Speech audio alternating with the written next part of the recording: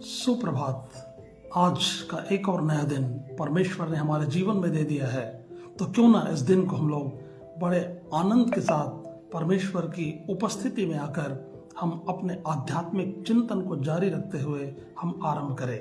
मैं फिर से आज के आध्यात्मिक चिंतन के लिए आपको हार्दिक रूप से आमंत्रित करता हूं। आइए मेरे साथ शामिल हो जाएं और हम मिलकर परमेश्वर के वचन पर चिंतन करके आशीष पाएं।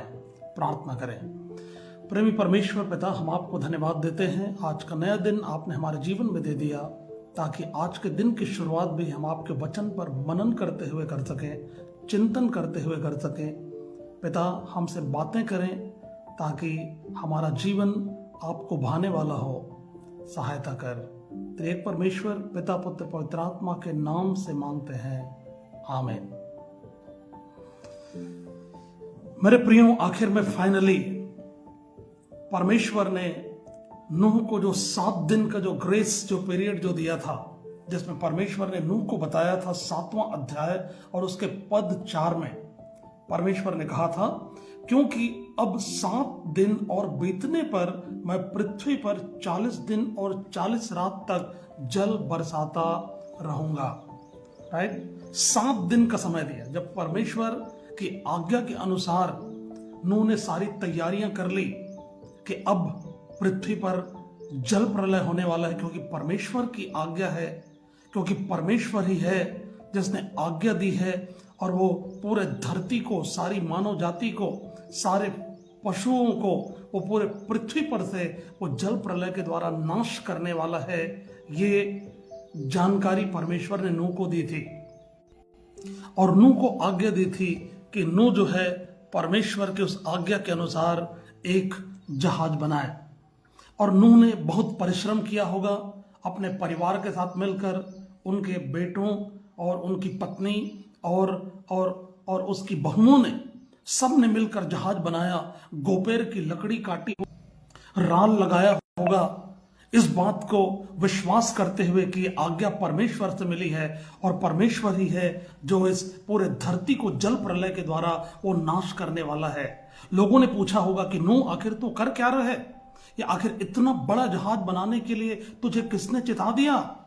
नूह ने बताया होगा कि ऐसी बात है मेरे भाई, मेरी बहन, न्याय का दिन आने वाला है, परमेश्वर पृथ्वी पर जल प्रलय भेजने वाला है, और इसलिए आओ मेरे साथ हाथ बटाओ और हम मिलकर इस जहाज का निर्माण करें, ताकि हम सब उसमें प्रवेश करें और आने वाले विनाश से, जल प्रलय से बच जाएं। लेकिन मैं कल्पना करता हूं कि शायद हो सकता है कि लोगों ने नूह का उपहास उड़ाया होगा, लोगों ने नूह के ऊपर भरोसा नहीं किया होगा, और दिन बीतते गए और आखिर नूह ने उस जहाज को बना लिया। जहाज के निर्माण का जो कार्य था पूरा हो गया और परमेश्वर की आज्ञा के अनुसार नूह ने वो सब कुछ किया, और तब आखिर वो जल प्रलय का समय आ गया। मेरे प्रियो, यहां पर लिखा है 6वें पद में, नूह की आयु 600 वर्ष की थी जब जल प्रलय पृथ्वी पर आया। नूह अपने पुत्रों, पत्नी और बहुओं समेत जल प्रलय से बचने के लिए जहाज में गया। शुद्ध और अशुद्ध दोनों प्रकार के पशुओं में से, पक्षियों और भूमि पर रेंगने वाले जंतुओं में से 2-2 अर्थात नर और मादा जहाज में नूह के पास गए, जिस प्रकार परमेश्वर ने नूह को आज्ञा दी थी। 7 दिन के उपरांत जल प्रलय का जल पृथ्वी पर आने लगा। देखा आपने, परमेश्वर के कहे अनुसार जब परमेश्वर का जो ग्रेस पीरियड, जो 7 दिन का जो समय जो दिया था, जैसे वो 7 दिन का समय पूरा हुआ और जब नूह जहाज में अपने परिवार के सहित परमेश्वर के आज्ञा के अनुसार प्रवेश करता है, और जितने प्राणियों को परमेश्वर ने आज्ञा दी, वो सारे प्राणी जब जहाज में जब प्रवेश कर चुके, तब बाइबल में लिखा है कि और तब जल प्रलय का जो जल जो था वो पृथ्वी पर आने लगा। परमेश्वर की बातें, परमेश्वर के वचन, परमेश्वर की भविष्यवाणी, परमेश्वर की प्रतिज्ञा को हल्के में न ले। अगर परमेश्वर ने कोई बात अगर कह दी है, अगर परमेश्वर ने प्रकाशन दे दिया है, तो परमेश्वर की आज्ञाओं को और परमेश्वर की प्रतिज्ञा का पूरा होना तय है मेरे प्रियो। बाइबल बताती है कि जो परमेश्वर का जो वचन जो है बिल्कुल उस बारिश के बूंदों के समान है, जो धरती पर जब वो आता है तो जब तक अपने वो काम को पूरा ना कर ले वो यूं ही लौट करके नहीं जाता है।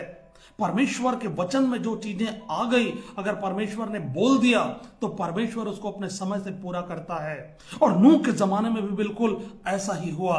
नूह पुकारता रहा, चिल्लाता रहा लोगों को, लोग उसका मजाक उड़ाते रहे, लेकिन आखिर में उस समय आ गया और जल प्रलय का जल जो है पृथ्वी के ऊपर आने लगा। लिखा है, जब हम आगे पढ़ते हैं कि जब नूह की आयु 600वें वर्ष के महीने में 17वें दिन आया, उसी दिन बड़े गहरे समुंदर के सब सोते फूट निकले और आकाश के झरोखे खुल गए और वर्षा 40 दिन और 40 रात निरंतर पृथ्वी पर होती रही। लिखा है, परमेश्वर ने कहा 40 दिन और 40 रात, और 40 दिन और 40 रात यहां पर आखिर वही वर्षा निरंतर धरती पर होती रही। लिखा है, ये 40 दिन की अगर बात करें तो जो दिन जो है परमेश्वर के वचन में बहुत ही महत्वपूर्ण है, सिग्निफिकेंट है, जो टेस्ट को बताता है, जो ट्रायल को भी बताता है। राइट, अगर हम बात करें, अगर इजरायलियों की बात करें तो इजरायलियों को परमेश्वर ने पूरे 40 साल जंगल में उनकी परीक्षा ली। अगर मूसा की अगर बात करें तो मूसा जो था सीनै पर्वत पर वो 40 दिन और 40 रात तक वो परमेश्वर के साथ वो निराहार वो रहा, परमेश्वर से वो बातें करता रहा। प्रभु यीशु मसीह के अगर जीवन को अगर हम देखें तो भी 40 दिन तक वो निराहार था हो। राइट, तो ये जो 40 दिन का जो समय जो है वो टेस्टिंग पीरियड को दिखाता है, वो विश्वास को दिखाता है।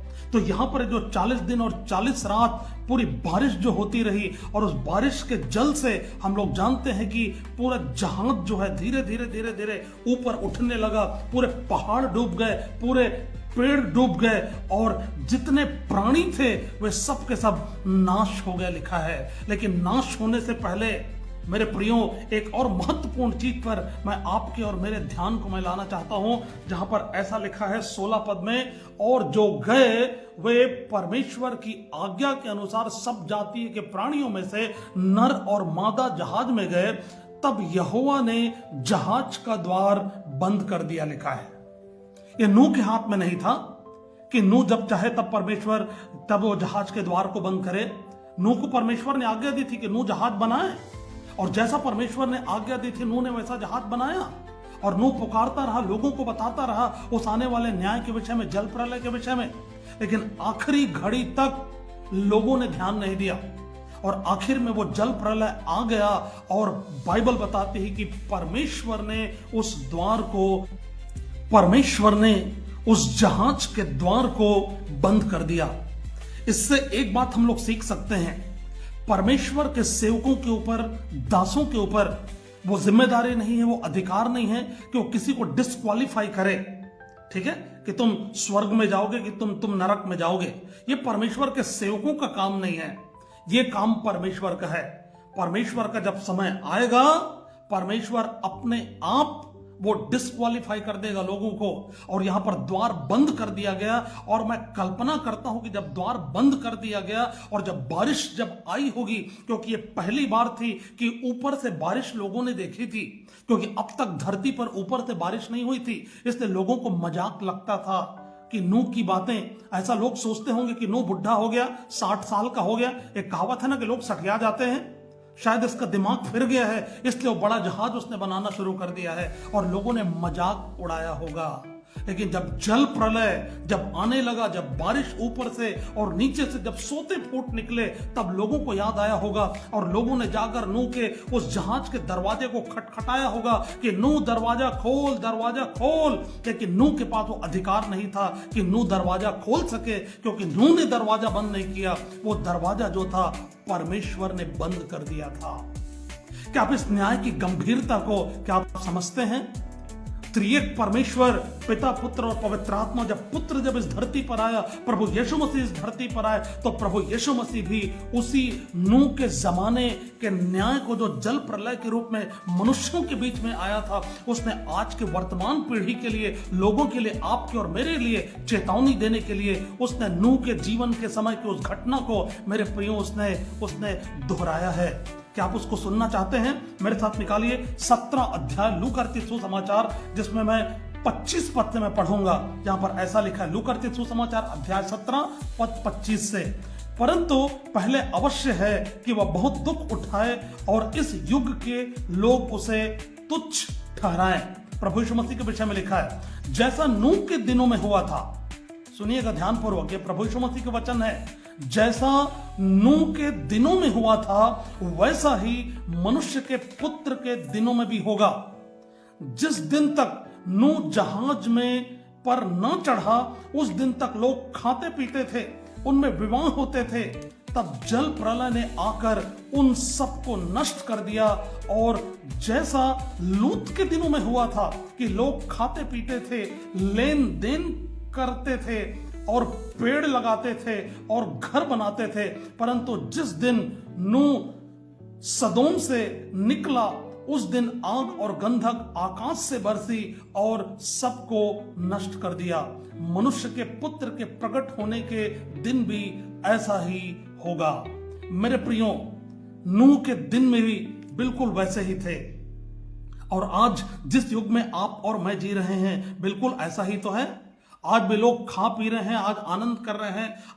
आज लोग केवल आनंद की बात सोचते हैं। उनको किस चीज से उनको मजा आता है, कौन सी चीज उनको अच्छी लगती है।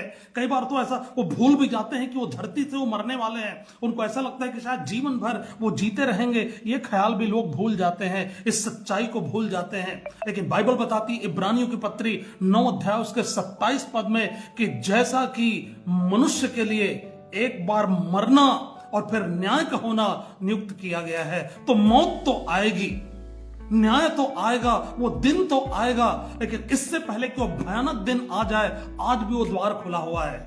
राइट? प्रभु यीशु मसीह जिसने सारी मानव जाति के पापों के क्षमा के लिए आज से 2025 साल पहले कलवरी के क्रूस पर उसने अपने खून को उसने बहा दिया। वो बलिदान वो हो गया, और बलिदान होकर के मनुष्य के पापों को क्षमा करने के लिए उसने एक विकल्प उसने निकाल दिया और अपने पवित्र लहू से मनुष्य के पाप को उसने धो दिया और उसको अनंत जीवन पाने का एक रास्ता वो दे दिया, और खुद रास्ता बन गया। और उसने दावा किया यूहन्ना रचित सुसमाचार 14 अध्याय उसके 6 पद में उसने कहा, मार्ग मैं हूं, सत्य मैं हूं और जीवन मैं हूं, बिना मेरे द्वारा कोई भी पिता के पास नहीं जा सकता है। अगर यूहन्ना रचित सुसमाचार 10 अध्याय पढ़े तो प्रभु यीशु मसीह ने कहा कि द्वार मैं हूं, जो मुझ में से प्रवेश करेगा वो उद्धार पाएगा, लिखा है। हालेलुया। आज भी वो द्वार खुला हुआ है। क्या आप और मैं अपने पापों से मन फिरा करके, संसार के उन बुराइयों से मन फेर करके, क्या हम उस जहाज में प्रवेश करना चाहते हैं? आज उस जहाज में प्रवेश करने के लिए आपको और मुझको मन फिराना होगा। आपको और मुझको प्रभु यीशु मसीह के उसके बलिदान पर विश्वास करना होगा। आपको और मुझको उसके पुनरुत्थान पर विश्वास करना होगा। आपको और मुझको उसके द्वितीय आगमन के लिए अपने आप को तैयार रखना होगा मेरे प्रियो, क्योंकि न्याय का दिन तो आएगा। जल प्रलय जैसा परमेश्वर ने कहा था, 7 दिन के बीतने के बाद जल प्रलय आया और 40 दिन और 40 रात तक बारिश होती रही। और यहां पर लिखा है कि सब कुछ नष्ट हो गया, लिखा है। और क्या पक्षी, क्या घरेलू पशु, क्या बनेले पशु और पृथ्वी पर सब चलने वाले प्राणी और जितने जंतु पृथ्वी में बहुतायत से भर गए थे, वे सब मनुष्य मर गए, लिखा है। जो स्थल पर थे उनमें से जितने उनके नथनों में जीवन का श्वास था, सब के सब मर मिटे, लिखा है। क्या मनुष्य, क्या पशु, क्या रेंगने वाले जंतु, क्या आकाश के पक्षी, जो भूमि पर थे, सब पृथ्वी पर से मिट गए। केवल नूह और जितने उसके संग जहाज में थे वे ही बच गए, लिखा है मेरे प्रियो। केवल जो जहाज में थे, नूह, उसका परिवार और जितने प्राणी जहाज के अंदर थे वो बच गए, लिखा है। क्या आप और मैं नूह के जैसा वो अपने परिवार के साथ वो जहाज में प्रवेश किया और उस महाप्रलय से नाश होने से बच गया? वो न्याय के दिन आने से पहले, प्रभु यीशु मसीह का दोबारा इस धरती पर आने से पहले, क्या आप और मैं प्रभु यीशु मसीह रूपी जहाज में जो द्वार है, प्रभु यीशु मसीह द्वार है, वो खुला हुआ है, क्या उसमें प्रवेश करना चाहते हैं? अगर हम उसमें प्रवेश करना चाहते हैं तो हमें कुछ करने की आवश्यकता नहीं है। केवल हमको अपना मन फिराना है, संसार और संसार की बुराइयों को छोड़ना है, वो पाप की जिंदगी को छोड़ना है और कहना है कि प्रभु मुझ पापी पर दया कर।